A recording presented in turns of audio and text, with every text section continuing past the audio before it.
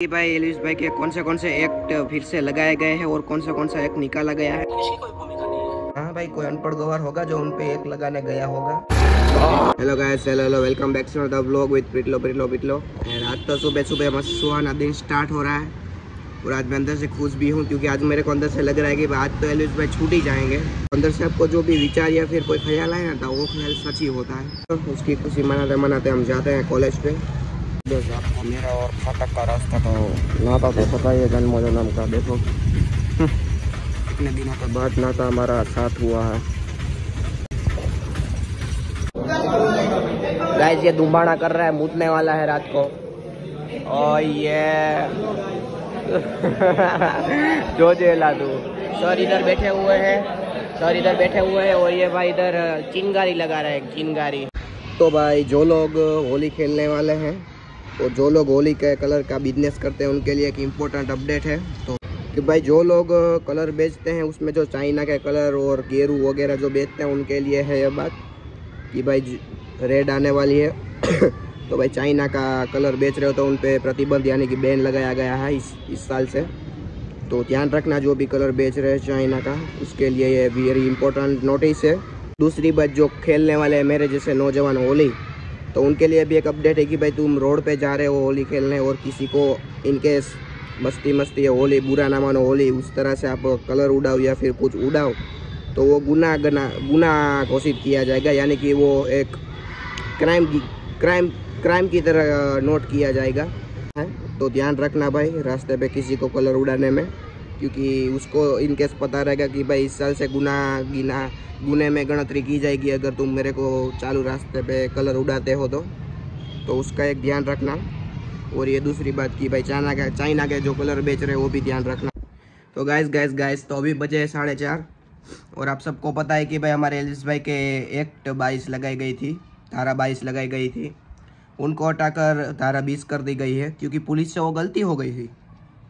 मतलब इतनी गलती की वजह से भाई बंदे की इज्जत, वैल्यू, समाज में प्रतिष्ठा, जो भी बोलो तुम, और उनके माता पिता के अंदर जो बीत रही है उनकी तो वाट लग गई ना एक ऐसी छोटी सी गलती की वजह से।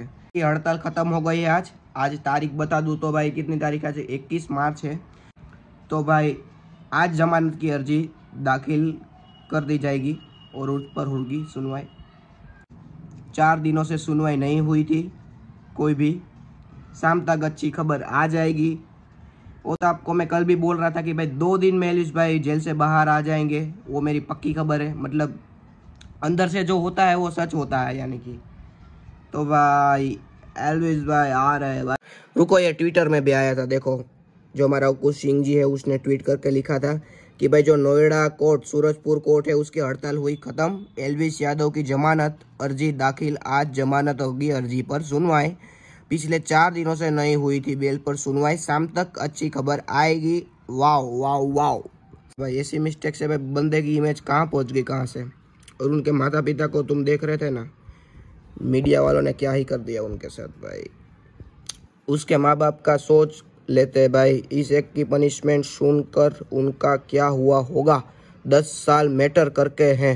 और गाइस ये है तुम्हारे भाई का इंस्टा अकाउंट, तो जल्दी से फॉलो कर लो क्योंकि उधर भी मैं तगड़ी स्टोरियाँ और रील्स अपलोड करते रहता हूँ, तो जल्दी आ जाओ। Let's see. कल मेरे से भी एक गलत पॉइंट आपको इन्फॉर्मेशन दी गई थी कि भाई एलिस यादव बेल के लिए जा रहे थे, लेकिन वो बेल के लिए नहीं जा रहे थे, वो पेपर वर्क के लिए जा रहे थे यार। सॉरी उस इन्फॉर्मेशन के लिए।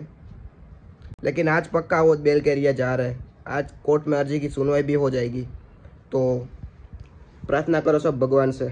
मतलब भाई किसी पे कानून लगाने पर भी मिस्टेक हो सकती है, यानी कि उस बंदे ने क्या गलती की है उसके मुताबिक उनको एक लगाने में भी गलती हो सकती है। अगर मैं किस पे एक लगाऊं तो मेरे से गलती हो सकती है, वो जायज़ है। यानी कि भाई मैं पढ़ा हुआ इंसान नहीं हूँ, एक के मुताबिक मेरे को कुछ ज्ञान नहीं है तो गलती हो सकती है।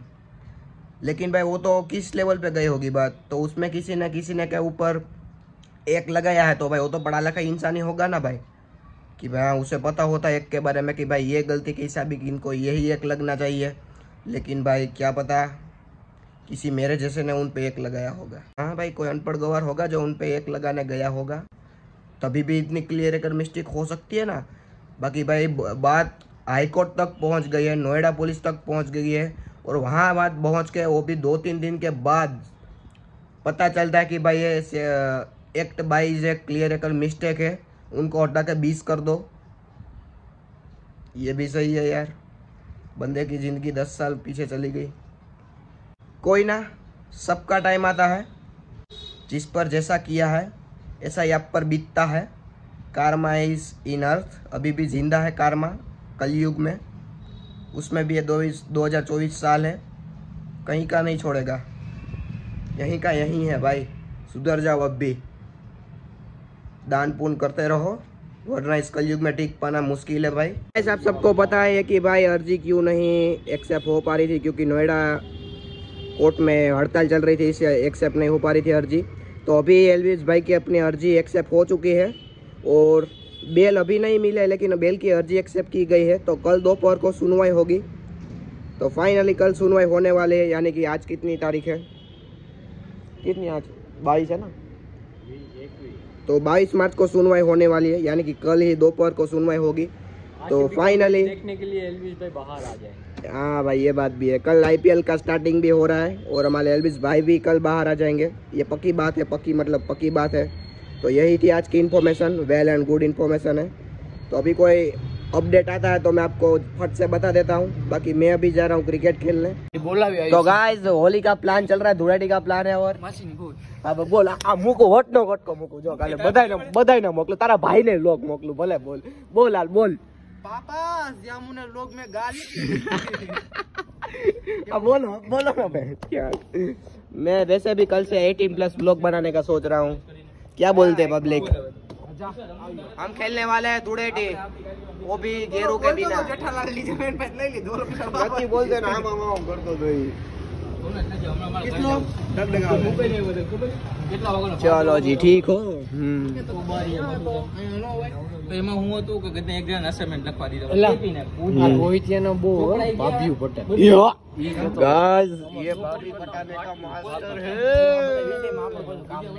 गोलून लगन थी तो मेरा इसको भी बीच में भाभी पटाने का शौक चढ़ा था, लेकिन सारा शौक कहाँ जाया लगा यार, पता नहीं चला।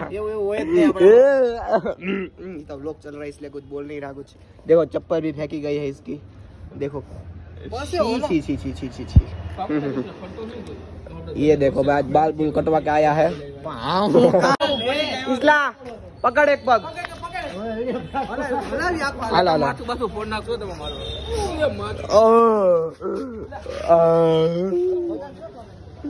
ओ ये जुपिटर की पावर। चलो भाई नहीं होगा कुछ, नहीं होगा कुछ, chill chill chill chill chill. ओ ये रहने दो भाई, दूसरे बेचारे के गाड़ी। हमने कुछ किया नहीं है, जो भी था वो हमारा भाईचारा था, आपने निपटा लिया है। चलो रजत दलाल को हमने निपटा लिया है। रजत दवा चलो गाइस, तो अभी हम आए हैं 5 रुपए वाला रस पीने। ये रहा स्कैनर। चलो 5 वाला रस पीने की रात को मजा ही अलग है। हमारा रस अभी आ रहा है, दूसरों का पार्सल हो रहा है। देखो भाई, 5 वाले गन्ने का जूस आ गया है। वीडियो उधर हो पड़े हमारे हाल ले भाई ले, हमारा બધું કરવું પડે, ખબર રાજકારણ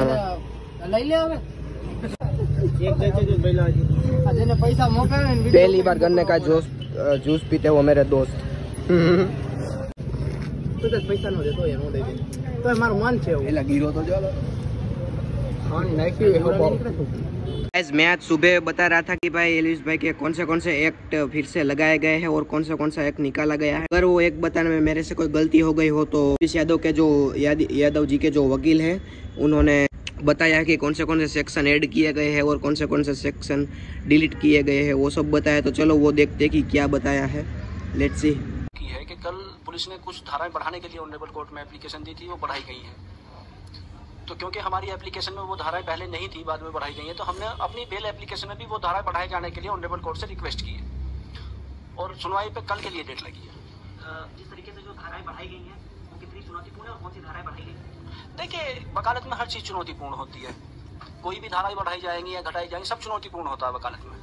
कौन सी धाराएं जो पुलिस ने प्रोसीड की थी बढ़ाने के लिए, वो कौन सी धाराएं?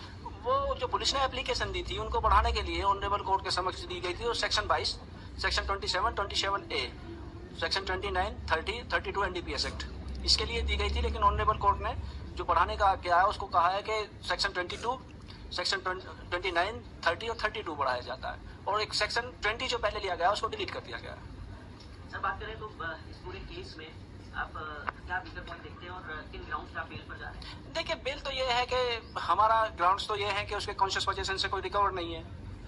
पहले जो पकड़े गए थे जिनसे बरामद है वो NDPS एक्ट का सब्सटेंस, उनकी बेल हो चुकी है ऑनरेबल कोर्ट से, और हम उसी को आधार रखेंगे।